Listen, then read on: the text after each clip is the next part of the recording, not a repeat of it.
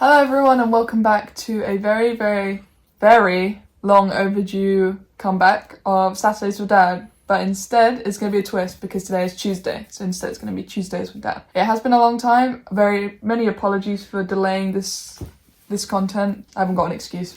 But as everyone knows who's been following my channel, we now have a new segment on the channel, which is Album of the Day, where I show an album and I talk about it a bit and you get new recommendations. But today, I didn't pick the album of the day because I thought this is a video with a guest. So I let you pick the album, and would you like to tell everyone the album you picked? Thank you, Neve. Right. This is from a band of the 80s, and I sort of lost touch with them, and I really hadn't listened to them for a long time. And then I was listening to Craig Charles on Radio 6, and he had the lead guy on it, and they're both from Liverpool. So this is an album made by a Liverpool band called Echo and the Bunnymen, and the album is Ocean Rain. I think it would be in my top 5 albums of the 80s.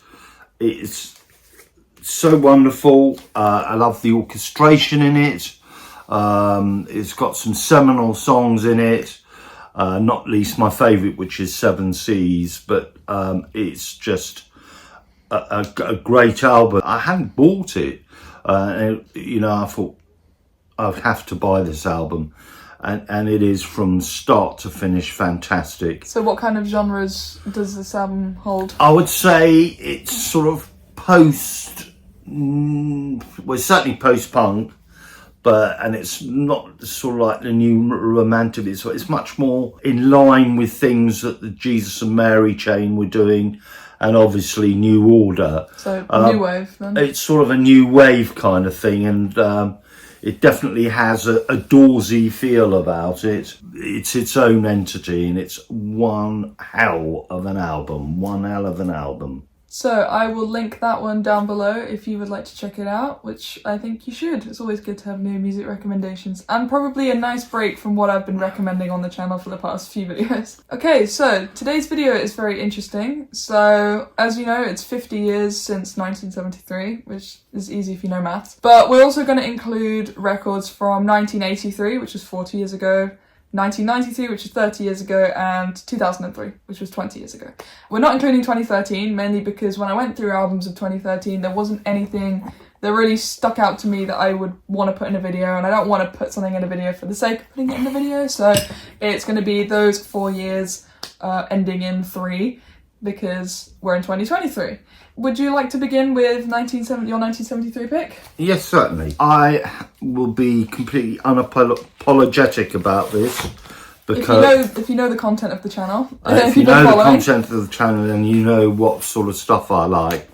And so here we go. Number 1 choice: The Grateful Dead, Wake of the Flood. Magnificent. And a sort of like a turnaround from the normal Dead kind of Americana feel, which is wonderful. Yeah. And it goes into a more progressive field. Oh, I guess it's aligning with the music of the year, I guess. Yeah, it has some the back part of the album, second side, has the Weather Report suite, which it's just broken up into segments, which is very typical of 73 progressive rock. Very nice. And it's sort of the lads getting together and making that. But there are 2 outstanding tracks on this album for me. The first one is Road Jimmy, which is fantastic. It's Garcia and Hunter at their best. And if it was to be supplanted by another song, it would be Stella Blue. Stella Blue. That's a good song. Stella Blue is, well, it's sort of, even now, it's sort of making me weepy. It's just such a beautiful song. It's up there with the likes of Ripple. I mean, it's just so fantastic. And so for me, it's a no-brainer. 1973, The Grateful Dead, Wake of the Flood. That's a very good choice, Dad. My choice is, we're kind of staying on the progressive rock train, and a lot of people will be very happy to see this album. And I'm not going to go into too much detail because the amount of times I've gone into detail about this record, I've lost count. So I'm not going to repeat myself like I usually do. So I'm just going to say a few words about it. Obviously, I'm going to pick Genesis, Selling England by the Pound. This was a very difficult pick for 1973 because there were so many other albums I wanted to pick. My second choice probably would have been Quadrophenia by The Who. But this album took the number one spot because of how much it means to me personally. It's my second favourite Genesis album and probably the best progressive rock album of the year. It's got all the great tunes, and particularly Further Fifth, which is my favourite on the album. Again, I've said so much about this album that I'm not gonna bore you with all the details that I've mentioned before, but if you listen to the album, you know how great it is. Yeah, I would have probably chosen that as well had it not been for We're Not Worthy. Yes, of course. Moving into the 1983 picks, would you like to start? Yeah, I had a conversation of many, which I have with my daughter, and I was just sort of like said to her that in my view that the 1980s was the decade of the Scots, and some great stuff. I mean, the Cocteau Twins, Simple Minds, and a lot of Big Country. But to me, the album I picked for the 1983 slot is Roddy Frame's Aztec Camera, Highland Hard Rain. I hadn't heard of this album actually until before the video started. To me, it has so many memories, so many beautiful memories, but it's just great. It really is. It's beautiful from beginning to We Can Send Letters. I mean, just a wonderful song. And Pillar to Post, which is beautiful. I love Release. And also Walk Out in Winter, or Walk Out to Winter, is another absolutely. It really is a fantastic piece of music, because not only is the music really good, but also the lyrics are fantastic. Songwriting. Great songwriter, Roddy Frame, and I have to say, this to me, for the year of the 80s decade, which was 1983, is a no-brainer. Very nice. I'm going to take a complete 180 on that. Obviously, I wasn't around 40 years ago, as you know. But for me, the 80s represents the start of heavy music. Obviously, we started with Black Sabbath and obviously Judas Priest in the 70s, and, well, into the 80s, thrash metal became a thing. And this album, I think, was the one that began the genre for me personally. And this is Metallica's Kill 'Em All. This is their first record. And it's not my favourite Metallica record. In fact, my favourite one is the one that came a couple of years later, Ride the Lightning. But this is a really, really great, raw energy, powerful record. If you really like something that's just very driving, fast, songs that are less than 3 minutes, just so quick and just with an insane amount of energy, this is your record. It is an amazing debut album. Debut albums for me can be quite hit or miss, because it's usually a band, as I've mentioned before, it's a band starting up their career, they don't know what path to take just yet. But this, they made this album and they made their name known to the world that they were Metallica and they were heavy and playing fast music. So this is a very, very great record by Metallica. If you haven't listened to it already, which I don't know what you're doing if you haven't, definitely check it out if you love that pure thrash metal feeling. Yep. Now we're going into the 90s with 1993. There were quite a lot of albums actually from 1993 that I really wanted to pick. Yeah, the 90s is probably one of my favourite decades at the moment, so I'd love to see your pick for 1993. Absolutely, and it will probably come as no surprise to the viewing and listening public that I will pick another band that I love so much, who are often aligned with the Grateful Dead,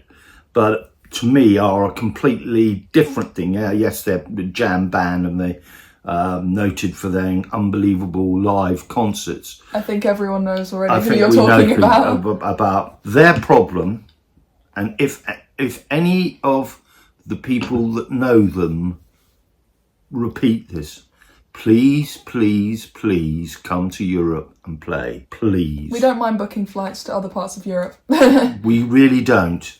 And you know, like, it would be great to see. So obviously, with no further ado, Rift by Fish. This is a very strange album because in a way it's a concept album about psychosis, I suppose, in a way. And there's some great things. There's almost a Genesis-like feel in a few of the tracks. Well, we know they are Genesis they're fans. Massive Genesis fans. Yeah. My friend, he's got a knife. And it's just really fantastic.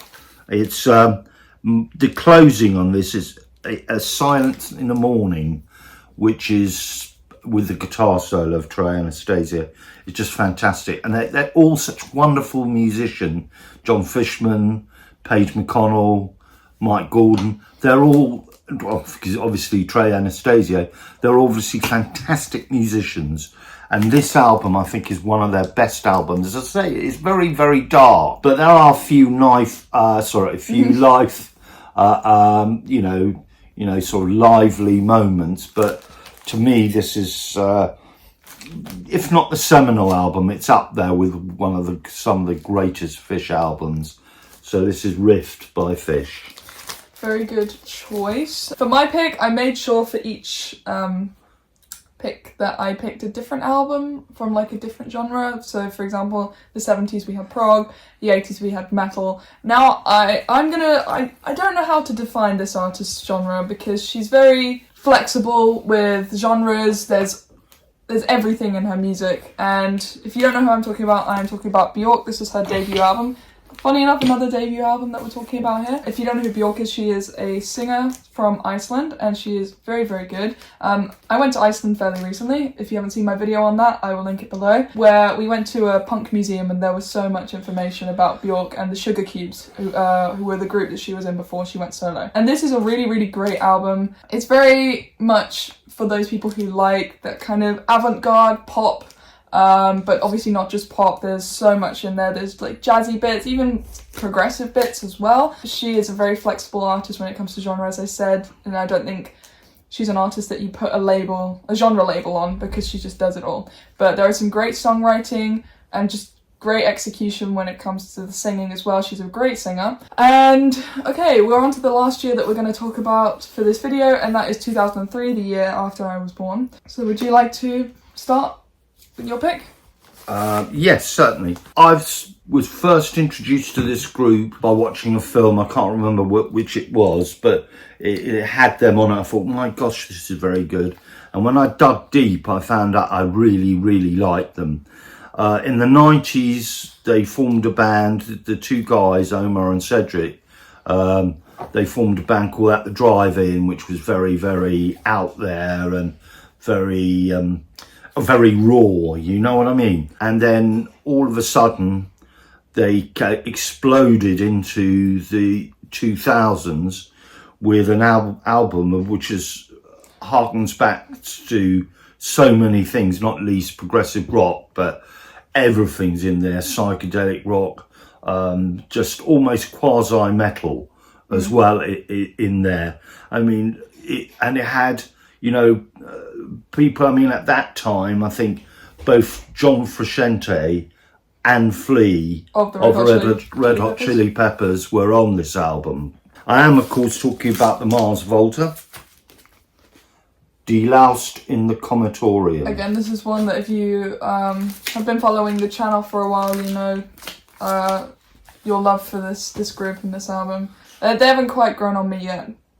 Maybe one day. Yeah, I know. It's one of those things. They're really quite out there. I mean, I haven't got a problem with Obviously, I love experimental music, and I love things that just kind of break away from the norm.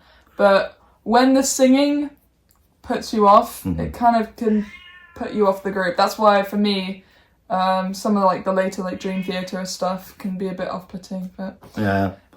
Sorry, please continue. No. I mean, there's some brilliant tracks on this, and the whole album is wonderful. For me, if we were just doing the Mars Volta albums per se, What ranked?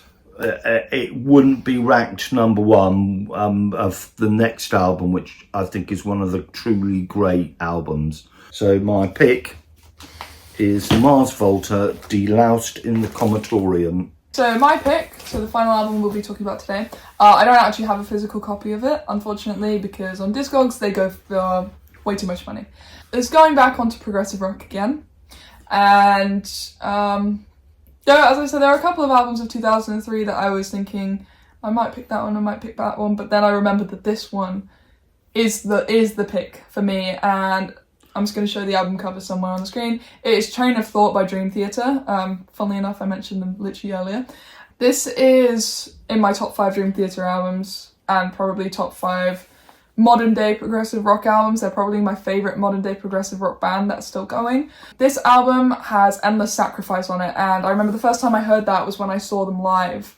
It blew me away, so that is my pick. That song is brilliant, and it's got Stream of Consciousness on it, which has just the amazing time signatures and drum patterns, and of course this album still has Mike Portnoy, who I think was the perfect drummer for Dream Theater. No disrespect to their new drummer, however I'm more of a Portnoy fan myself, but this is a great record, and if you haven't heard it yet, definitely check that one out. And that concludes the end of today's video. Let us know all of your choices. We'll be happy to read them. I always read the comments anyway. Before I end the video, if you haven't seen my last video about downsizing my record collection, I really recommend that you do, because we currently have over 200 albums up for sale on our Discogs store. If you are looking for anything progressive rock, psychedelic rock, jazz, literally anything that you could possibly want, it will be on that store. Please do check it out, because it really supports our small business. Choose the store instead of choosing something like Amazon. So yeah, that is that. We do have some brilliant albums there for you to pick from as well. And do not forget to follow my social media in the description at The Prog Nerd on Instagram, and it's not called Twitter anymore, it's called X. I've still got to get used to that. But yeah, thank you for watching, and hopefully we will do some more Saturdays with Dad. Absolutely. In the near future, but obviously today's Tuesday. Oops. So yeah, we will see you in the next one. Bye bye. Have a great day.